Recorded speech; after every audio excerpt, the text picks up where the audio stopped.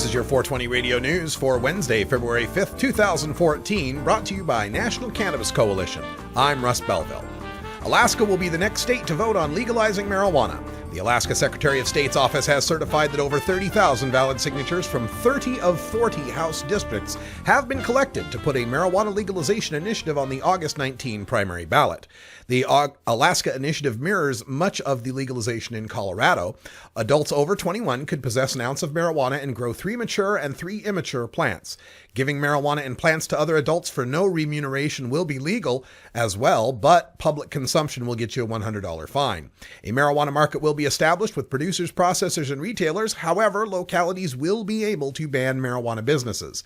Taxes will be capped at $50 per ounce. The initiative specifically protects Alaska's constitutional right to privacy for adults over 18 to possess up to 4 ounces of marijuana and cultivate up to 25 cannabis plants in the home. The passage of the federal Farm Bill means states that have legalized industrial hemp may begin planting seeds in the spring. The omnibus bill, covering various aspects of U.S. farm policy, contained within it a small amendment by Representatives Jared Polis, Thomas Massey, and Earl Blumenauer that allows for research on industrial hemp by universities and state agriculture departments in those states that have already legalized hemp at the state level. 10 states, California, Colorado, Kentucky, Maine, Montana, North Dakota, Oregon, Vermont, Washington, and West Virginia, have such laws authorizing hemp production. While this is a step short of allowing full-scale commercial hemp farming, Representative Polis noted, quote, "This is a step in the right direction toward utilizing this crop in a way that improves our economy and creates jobs," end quote.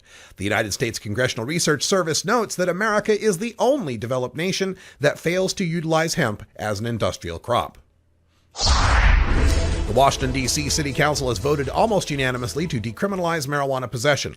The 11-1 vote of the council would lower the punishment for possession of up to an ounce of pot to just a civil fine rather than criminal charges. The measure faces a second vote, which, given the first vote results, seems a mere formality.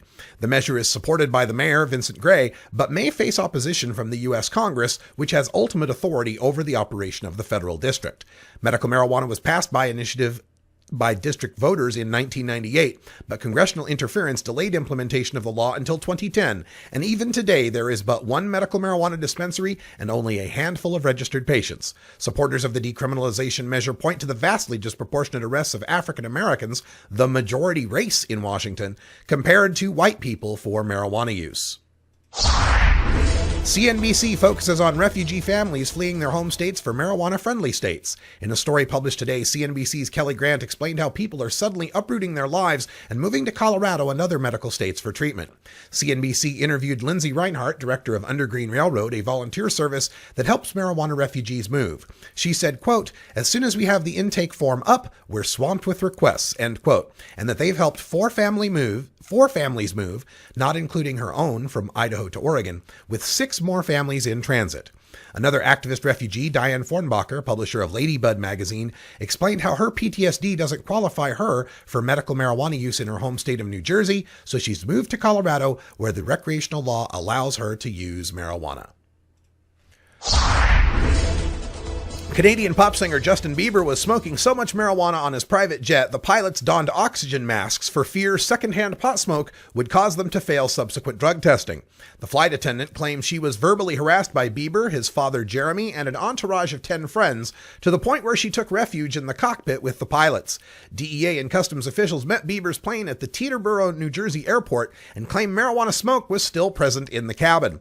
Drug dogs alerted to the scent of marijuana, but a search found no contraband. The flight crew declined to press any charges against Bieber, and with the lack of physical evidence found, the teenage crooner was allowed to go attend the Super Bowl. This is Bieber's third encounter with law enforcement in 3 months. In December, he was arrested for assault on a limo driver in Toronto, Canada, and in January, he was arrested in Miami for drag racing while drunk.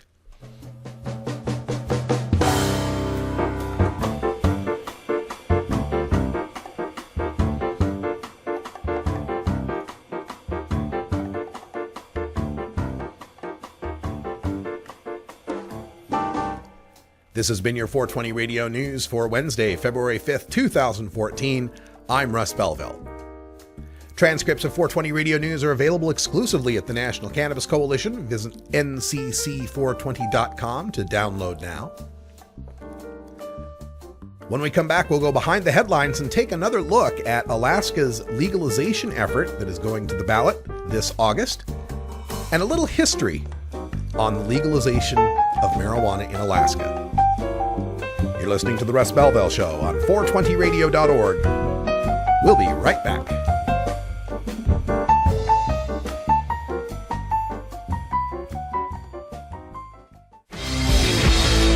When you are starting up a medical cannabis business, you don't just want any attorney. You want a fired-up lawyer who understands